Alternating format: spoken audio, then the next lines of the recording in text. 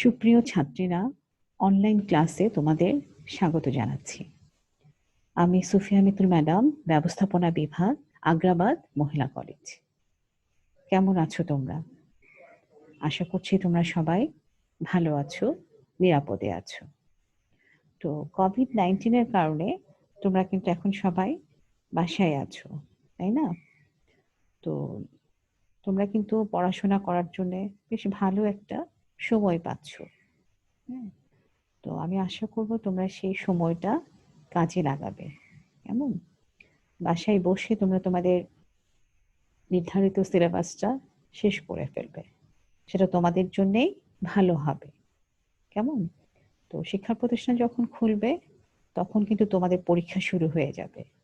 তাহলে প্রিপারেশন যদি ভালো থাকে, আশা করি পরীক্ষাটাও ভালো হবে। আমি সেই দোয়াই করছি। ঠিক আছে?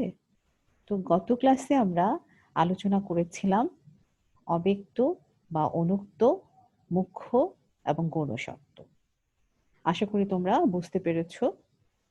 তো আজকে আমরা খুবই ইম্পর্টেন্ট একটা প্রশ্ন আলোচনা করব। সেটা হচ্ছে ক্রেতা সাবধান নীতি। হ্যাঁ? তো আসো তাহলে আলোচনায় যাই। তো ক্রেতা সাবধান নীতিটা কি? ক্যাভিয়েট অ্যাম্পটর, এটা একটা ল্যাটিন শব্দ, হ্যাঁ, যার অর্থ হচ্ছে ক্রেতা সাবধান। তো অর্থাৎ একটা পণ্য ক্রয় করার সময় ক্রেতা যথেষ্ট সাবধানতা অবলম্বন করবে। হ্যাঁ, তো সাধারণ নিয়ম হচ্ছে পণ্য বিক্রয় চুক্তিতে বিক্রেতা পণ্যের মান এবং পণ্যের উপযোগিতা সম্পর্কে কোনো প্রকার নিশ্চয়তা প্রদান করে না। পণ্যের যেসব তথ্য বিক্রেতা আইনত প্রকাশ করতে বাধ্য, সেগুলি ছাড়া অন্যান্য ত্রুটি সে কিন্তু ক্রেতার কাছে প্রকাশ করতে বাধ্য নয়। কেমন? তো এই জন্যে পণ্যের গুণাগুণ, পণ্যের উপযোগিতা যাচাই বাছাই পরীক্ষা নিরীক্ষা করার দায়িত্ব হচ্ছে ক্রেতার। ক্রেতা তার নিজের বুদ্ধি বিবেচনা প্রয়োগ করে, বিচার বিবেচনা প্রয়োগ করে, যাচাই বাছাই করে পণ্যটি ক্রয় করবে। হ্যাঁ, কারণ পণ্যের মান এবং উপযোগিতা সম্পর্কে বিক্রেতা কিন্তু কোনো কিছু প্রকাশ করতে বাধ্য নয়। হ্যাঁ, তাহলে আমরা কি দেখতে পাচ্ছি? আমরা বলবো যে কোনো পণ্য ক্রয় করার সময় ক্রেতাকে নিজের বিচার বুদ্ধির উপরে, বিচার বিবেচনার উপরে নির্ভর করতে হবে। কোনো ক্রেতা যদি দেখে শুনে পণ্য ক্রয় করে এবং পরে যদি দেখা যায় যে পণ্যটি খারাপ, তাহলে সেজন্য সে বিক্রেতাকে দায়ী করতে পারবে না। ঠিক আছে?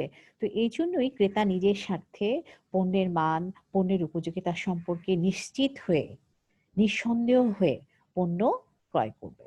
এটাকে আমরা এক কথায় বলবো ক্রেতা সাবধান নীতি, যেটা 1930 সালের পণ্য বিক্রয় আইনের 16 ধারায় বলা আছে। ঠিক আছে? তাহলে তোমাদের ক্লিয়ার হলো ক্রেতা সাবধান নীতিটা কি? কিন্তু এই নীতিটার ব্যতিক্রম আছে, কিছু ব্যতিক্রম আছে। সেই ব্যতিক্রমগুলোই আমরা এখানে আলোচনা করব।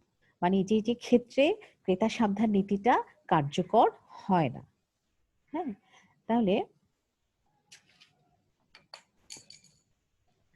প্রথম পয়েন্টটা হচ্ছে আমাদের মানে যে ক্ষেত্রে ক্রেতা সাবধান নীতি কার্যকর হয় না, তার প্রথমটা হচ্ছে যে ক্ষেত্রে ক্রেতা বিক্রেতার দক্ষতা এবং বিচার শক্তির উপরে নির্ভর করে পণ্য ক্রয় করে। যে ক্ষেত্রে ক্রেতা বিক্রেতার দক্ষতা এবং বিচার শক্তির উপর নির্ভর করে পণ্য ক্রয় করে। তো সেখানে কি বলছে দেখো, যে ক্ষেত্রে ক্রেতা সুস্পষ্টভাবে বা তার আচার আচরণের মাধ্যমে অথবা হাবভাবে পণ্য ক্রয়ের উদ্দেশ্য বিক্রেতাকে জানিয়ে দেয়, হ্যাঁ, যার দ্বারা বোঝা যায় যে সে বিক্রেতার দক্ষতার উপরে, বিক্রেতার বিচার শক্তির উপরে সে নির্ভর করেছে ক্রয়ের ক্ষেত্রে এবং ওই ধরনের পণ্য সরবরাহ করা বিক্রেতার ব্যবসায়ের অন্তর্গত, তাহলে কিন্তু ক্রেতা সাবধান নীতি কার্যকর হবে না। ঠিক আছে? যেমন ধরো একটা উদাহরণ দিচ্ছি এখানে, যেটা আমি বোধহয় সম্ভবত গত ক্লাসেও বলেছিলাম। কয়ের গরম পানি রাখার বোতল সম্পর্কে কোনো ধারণা নাই, সে একটি ওষুধের দোকানে গিয়ে ওই ধরনের বোতল চায়, বিক্রেতার কাছে ওই ধরনের বোতল চায়। তো বিক্রেতা যে বোতলটি ক্রেতাকে সরবরাহ করেছে সেটা বাসায় নিয়ে যাওয়ার পরে বাসায় ব্যবহারের সময় সেটা ফেটে যায়। এবং এতে ক্রেতা কয়ের স্ত্রী আহত হয়। তাহলে এক্ষেত্রে কিন্তু ক্রেতা সাবধান নীতি কার্যকর হবে না। হ্যাঁ, এবং পণ্যের মান, পণ্যের উপযোগিতা সম্পর্কে অব্যক্ত মুখ্য শর্ত ভঙ্গ করার কারণে কিন্তু এখানে দোকানদারই দায়ী থাকবে, এখানে বিক্রেতাই দায়ী থাকবে, তাই না? কারণ ক্রেতা কিন্তু সুস্পষ্টভাবে তার আচার-আচরণের মাধ্যমে, হাবভাবে সে কিন্তু পণ্য ক্রয়ের উদ্দেশ্য বিক্রেতাকে জানিয়েছে এবং বিক্রেতার দক্ষতার উপর, বিক্রেতার বিচার শক্তির উপর সে নির্ভর করেছিল। হ্যাঁ, তাহলে এক্ষেত্রে কিন্তু ক্রেতা সাবধান নীতি কার্যকর হবে না এবং এটার জন্য এই অব্যক্ত পণ্যের মান এবং উপযোগিতা সম্পর্কে অব্যক্ত মুখ্য শর্ত ভঙ্গ করার কারণে এখানে কিন্তু দোকানদার বা বিক্রেতাই ক্রেতার কাছে দায়ী থাকবে। ঠিক আছে? ২ নাম্বার আসো, যে ক্ষেত্রে বর্ণনা দ্বারা পণ্য ক্রয় করা হয় এবং বিক্রেতা ওই বর্ণনারূপ জাতীয় পণ্যের ব্যবসা করে থাকে, সেক্ষেত্রে যদিও ওই পণ্য মার্চেন্টেবল বা বিক্রয়যোগ্য বা বাণিজ্য উপযোগী না হয়, তাহলে এক্ষেত্রে কিন্তু ক্রেতা সাবধান নীতি কার্যকর হবে না। হ্যাঁ, তো এখানেও আহ,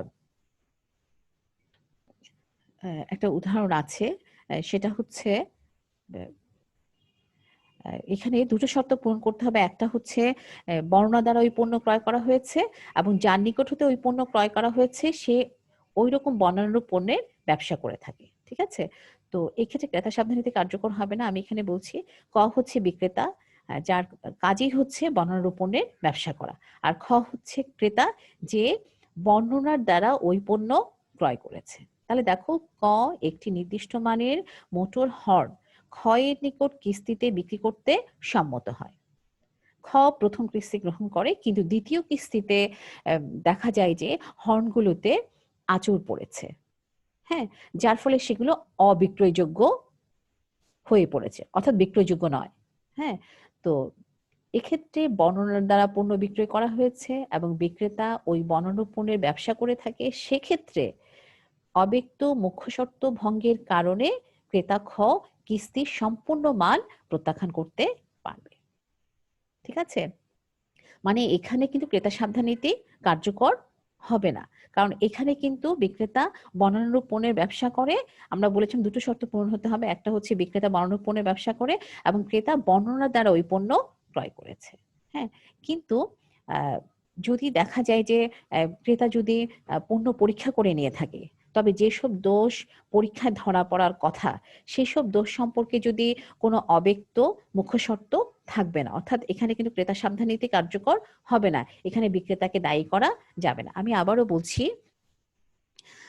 ক্রেতা যদি পণ্য পরীক্ষা যাচাই বাছাই করে নেয়, পরীক্ষা করে নেয়, হ্যাঁ, তবে যেসব দোষ সাধারণ পরীক্ষা ধরা পড়ার কথা, সেসব দোষ সম্পর্কে কোনো অব্যক্ত মুখ্য শর্ত থাকবে না, অর্থাৎ এখানে ক্রেতা সাবধান নীতি কার্যকর হবে না, অর্থাৎ এখানে কোনো ক্ষতির জন্য বিক্রেতাকে দায়ী করা যাবে না। যেমন ধরো একটা উদাহরণ আমি তোমাদেরকে দিচ্ছি, সেটা হচ্ছে বি।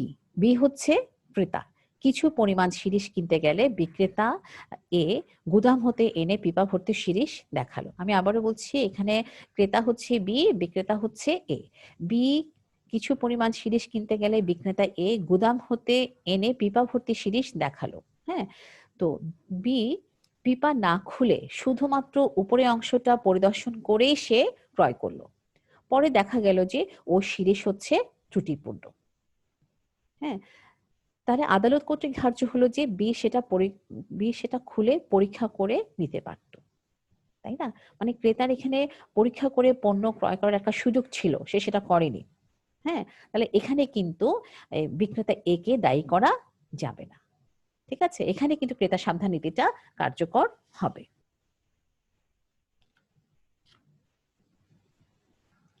৩ নাম্বার আসো, ৩ নাম্বারটা হচ্ছে যে ক্ষেত্রে, এটা বোধহয় আমি গত ইয়েতেও পড়িয়েছিলাম এই পয়েন্টসটা, সেটা হচ্ছে যে ক্ষেত্রে ব্যবসার প্রচলিত রীতিনীতি, পণ্যের মান বা কোনো উদ্দেশ্যের পক্ষে উপযোগিতা সম্পর্কে অব্যক্ত মুখ্য বা গৌণ শর্ত আরোপ করা হয় এবং বিক্রেতা যদি ওই শর্ত পালন না করে, তাহলে কিন্তু ক্রেতা সাবধান নীতি প্রযোজ্য হবে না এবং বিক্রেতা তার জন্য দায়ী থাকবে। আমি আবারও বলছি, যে ক্ষেত্রে ব্যবসার প্রচলিত রীতিনীতি, পণ্যের মান বা পণ্যের উদ্দেশ্যের বা কোনো উদ্দেশ্যের পক্ষে পণ্যের উপযোগিতা সম্পর্কে অব্যক্ত মুখ্য শর্ত আরোপ করা হয় বা অব্যক্ত গৌণশর্ত আরোপ করা হয় এবং বিক্রেতা যদি ওই শর্ত পালন না করে, তাহলে কিন্তু এখানে ক্রেতা সাবধান নীতি প্রযোজ্য হবে না এবং বিক্রেতা তার জন্য দায়বদ্ধ থাকবে। যেমন একটা উদাহরণ দিচ্ছি আমি। কোন স্থানের ব্যবসায়িক রীতি হচ্ছে ধান বিক্রয়ের ক্ষেত্রে ওই ধানকে অবশ্যই কুলোঝাড়া হতে হবে। তো সেক্ষেত্রে একজন বিক্রেতা ক্রেতার কাছে নির্দিষ্ট ধরনের 100 মণ ধান চুক্তি অনুযায়ী সরবরাহ করে। হ্যাঁ, কিন্তু পরে দেখা গেল যে ক্রেতার কাছে যে ধানটি সরবরাহ করা হয়েছে সেটা কিন্তু কুলোঝাড়া নয়। তাহলে এখানে কিন্তু ক্রেতা সাবধান নীতি প্রযোজ্য হবে না। ক্রেতা কিন্তু কি করতে পারবে, ওই ধান গ্রহণে অস্বীকার করতে পারবে এবং বিক্রেতা এর জন্য দায়বদ্ধ থাকবে। হ্যাঁ, কারণ সেখানে ব্যবসায়িক রীতিনীতিই হচ্ছে যে যখনই ধান বিক্রয় করা হবে সেই ধানটি অবশ্যই হতে হবে কুলোঝাড়া। হ্যাঁ, মানে এই যে অনুক্ত পণ্যের অব্যক্ত মুখ্য বা গৌণশর্ত আছে সেটা ব্যবসার প্রচলিত রীতিনীতি দ্বারা যুক্ত হতে হবে। তাহলে ব্যবসার রীতিনীতিটা কি, ধান বিক্রয়ের ক্ষেত্রে সেই ধানকে কুলোঝাড়া হতে হবে। কিন্তু দেখা গেল যে ক্রেতার কাছে যে ধানটা সরবরাহ করা হয়েছে সেটা কুলোঝাড়া নয়। তাহলে এখানে কিন্তু কি হবে, বিক্রেতা তার জন্য দায়ী থাকবে অথবা ক্রেতাও সেই ধান গ্রহণে অস্বীকার করতে পারবে। ঠিক আছে?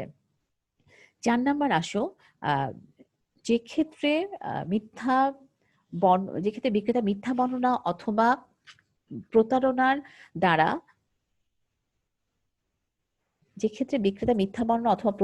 দ্বারা পণ্য বিক্রি করে, সেক্ষেত্রে কিন্তু ক্রেতা সাবধান নীতি প্রযোজ্য হবে না এবং সেই ক্ষেত্রে বিক্রেতা দায়বদ্ধ থাকবে। আমি আবারও বলছি, যে ক্ষেত্রে বিক্রেতা মিথ্যা বর্ণনার মাধ্যমে অথবা প্রতারণার মাধ্যমে পণ্য বিক্রয় করে থাকে, সেক্ষেত্রে কিন্তু ক্রেতা সাবধান নীতি প্রযোজ্য হয় না এবং সেক্ষেত্রে বিক্রেতা দায়বদ্ধ বা দায়ী থাকবে। যেমন ধরো, ক তার ঘোড়া বিক্রয়ের সময় খ হচ্ছে ক্রেতা, ক হচ্ছে বিক্রেতা, খ কর্তৃক ঘোড়ার সুস্থতা সম্পর্কে প্রশ্নের জবাবে জেনে শুনে মিথ্যা তথ্য পরিবেশন করে বা অসত্য বর্ণনা করে। হ্যাঁ, এবং সেটা সত্য জেনেই ক্রেতা পণ্যটি ক্রয় করে। তাহলে এখানে কিন্তু ক্রেতা সাবধান নীতি প্রযোজ্য হবে না এবং পরবর্তীতে ক্রেতা সেটা ফেরত দিতে পারে। হ্যাঁ, তাহলে এখানে বিক্রেতা মিথ্যা বর্ণনার মাধ্যমে প্রতারণা করে, অর্থাৎ ঘোড়ার সুস্থতা নিয়ে সে মিথ্যা মিথ্যা বলেছে এবং মিথ্যা বলার মাধ্যমে সে ক্রেতার কাছে ঘোড়াটা বিক্রি করেছে। তাহলে এখানে কিন্তু ক্রেতা সাবধান নীতি প্রযোজ্য হবে না। যেহেতু বিক্রেতা প্রতারণা করেছে, সেক্ষেত্রে ক্রেতা সেটা ফেরত দিতে পারবে। তাহলে এখানে ক্রেতা সাবধান নীতি প্রযোজ্য হবে না। এরপর আসো,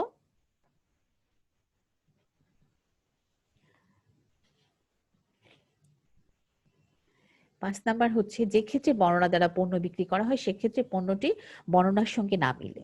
যে ক্ষেত্রে বর্ণনা দ্বারা পণ্য বিক্রি করা হয় সেক্ষেত্রে পণ্যটি বর্ণনার সঙ্গে না মিললে, হ্যাঁ, আমরা যে পণ্য বিক্রি করা হয় বা হবে সেটা চুক্তিতে বর্ণনা করা হলে সেটাকে আমরা এক কথায় বলবো বর্ণনা দ্বারা বিক্রয়। হ্যাঁ, এখানে এখন পণ্যের বর্ণনাটা কিভাবে দেওয়া হবে? পণ্যের বর্ণনাটা দেওয়া হবে পণ্যের বৈশিষ্ট্য, পণ্য চিহ্ন, পণ্যের নাম, পণ্যের মার্কা, এগুলোর দ্বারা চুক্তিতে পণ্যের বর্ণনা দেওয়া হয়। যেমন একটা উদাহরণ দিচ্ছি, লাক্স টয়লেট সাবান বিক্রির চুক্তি হলে বিক্রেতা এমন সাবান অর্পণ করবে যেটা বাজারে লাক্স টয়লেট সাবান হিসেবে পরিচিত। ঠিক আছে? তা লাক্স টয়লেট সাবান বিক্রয়ের চুক্তি হলে বিক্রেতা ক্রেতার কাছে এমন সাবান অর্পণ করবে যেটা বাজারে লাক্স টয়লেট সাবান হিসেবেই পরিচিত। কেমন? এখন এক্ষেত্রে ক্রেতাকে যদি অন্য সাবান দেওয়া হয়, তাহলে ক্রেতা কি করতে পারবে? সেটা প্রত্যাখ্যান করতে পারবে। অর্থাৎ এক্ষেত্রে কিন্তু ক্রেতা সাবধান নীতি প্রযোজ্য হবে না। কারণ এখানে বর্ণনার দ্বারা পণ্য বিক্রি করা হয়েছে। তাহলে পণ্যটি অবশ্যই বর্ণনার সাথে মিল থাকতে হবে। ঠিক আছে? ৬ নাম্বার আসো। ৬ নাম্বারটা হচ্ছে, আ যে ক্ষেত্রে নমুনার দ্বারা পণ্য বিক্রি করা হয়, সেক্ষেত্রে পণ্যগুলো নমুনার সঙ্গে না মিললে। হ্যাঁ, অথবা ক্রেতাকে নমুনার সঙ্গে পণ্যগুলো মিলিয়ে দেখার সুযোগ দেওয়া না হলে, অথবা পণ্যে কোনো আহ লুক্কায়িত বা গুপ্ত দোষ থাকলে, হ্যাঁ, যে দোষটা ক্রেতার চোখে ধরা পড়ে না, তো সেক্ষেত্রে কি হবে, ক্রেতা সাবধান নীতি প্রযোজ্য হবে না। হ্যাঁ, তো আমি একটা উদাহরণ দিচ্ছি। এখানে দেখো, সেটা হচ্ছে নমুনা দ্বারা বিক্রয় চুক্তির অধীনে এক জুতা প্রস্তুতকারক জুতা বিক্রয়ের চুক্তি করে। পরে দেখা যায় যে সে জুতার তলায় চামড়ার পরিবর্তে অন্য কিছু দিয়েছে। যেটা ক্রেতার যুক্তিসঙ্গত পরীক্ষায় ধরা পড়ে না। তাহলে এক্ষেত্রে কিন্তু ক্রেতা সাবধান নীতি প্রযোজ্য হবে না, কারণ পণ্যের যে দোষ, হ্যাঁ, সেটা ক্রেতার সাধারণ দৃষ্টিতে, সাধারণ পরীক্ষায় কিন্তু ধরা পড়ে না। তাহলে এখানে কিন্তু ক্রেতা সাবধান নীতি প্রযোজ্য হবে না, এবং এক্ষেত্রে বিক্রেতা মুখ্য শর্ত ভঙ্গের কারণে কি করতে পারে, ক্রেতা পণ্য প্রত্যাখ্যান করতে পারে এবং বিক্রেতা দায়ী থাকবে। ঠিক আছে? তাহলে যে ক্ষেত্রে নমুনা দ্বারা পণ্য বিক্রি করা হয়, সেক্ষেত্রে পণ্যগুলো নমুনার সাথে না মিলে, অথবা ক্রেতাকে নমুনার সাথে পণ্যগুলো মিলিয়ে দেখার সুযোগ দেওয়া না হলে, অথবা পণ্যে যদি কোনো দোষ লুকায়িত থাকে, তাহলে সেক্ষেত্রে কিন্তু ক্রেতা সাবধান নীতি প্রযোজ্য হবে না, এবং সেখানে মুখ্য শর্ত ভঙ্গের কারণে বিক্রেতাই দায়বদ্ধ থাকবে। এরপরে আসো, লাস্ট পয়েন্টটা হচ্ছে, যে ক্ষেত্রে বর্ণনা এবং নমুনার দ্বারা পণ্য বিক্রি করা হয়, সেক্ষেত্রে অর্পিত পণ্য বর্ণনা এবং নমুনা উভয়ের সঙ্গে না মিলে। অর্থাৎ যে ক্ষেত্রে বর্ণনার মাধ্যমে এবং স্যাম্পলের মাধ্যমে পণ্য বিক্রি করা হয়েছে, সেক্ষেত্রে ক্রেতাকে যে পণ্যটা দেওয়া হবে সেটা বর্ণনার সাথেও মিল থাকতে হবে, নমুনার সাথেও মিল থাকতে হবে। তাহলে এক্ষেত্রে কিন্তু ক্রেতা সাবধান নীতি প্রযোজ্য হবে না।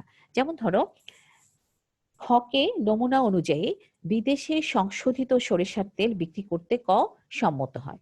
তাহলে খ হচ্ছে ক্রেতা, খকে নমুনা অনুযায়ী বিদেশে সংশোধিত সরিষার তেল বিক্রি করতে ক হচ্ছে বিক্রেতা সম্মত হয়। হ্যাঁ, কিন্তু নমুনাতে ভেজাল ছিল এবং ক ওই ভেজাল নমুনা অনুযায়ী তেল সরবরাহ করে।